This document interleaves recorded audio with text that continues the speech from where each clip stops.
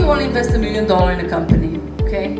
And you want 10x return, okay? So you as an investor, I'm talking about the point of view of the investor. This video is brought to you by Procopia Law, the recommended law firm of Founders Floor.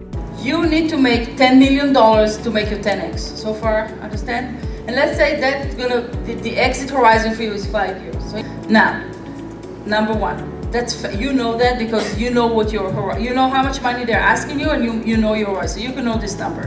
What's also known is that the company is presenting to you a financial model that's showing a revenue of $20 million in year 5. And this is why it's really important to stretch your projections below like the next 2 years.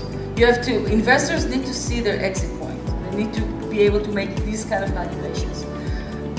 So if in 5 years you're going to make $20 million, and let's say you're a software company, and let's say there's a multiple of revenue, everybody's kind of familiar with that determines your valuation. And let's say that based on that, and I put 5, which is not unlikely for software, you will be a $100 million company in 5 years. Okay? So for this investor that wants $10 million of $100 million, they need to have a 10% share in year 5. Everybody understand that?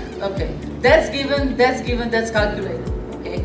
Now, there's something called dilution, which means that you will be diluted over time. So whatever you start with today, you will be diluted over time. Your share is going to go down. We talked about it. That's true for founders. That's also true for investors. Investors have ways of keeping their share if they want to keep investing, but let's say this one doesn't, okay? So a 50% dilution, that's not unlikely. So in order for you to end up with 10%, you have to start with 20%, okay? So far? Okay. So if somebody's asking you, remember the triangle, so I'm playing with all different sides of the triangle now. Somebody's asking you to invest $1 million and you want to end up with 20% share, then the pre-money valuation for that deal for you needs to be $4 million. So the valuation here is driven out of all of that valuation.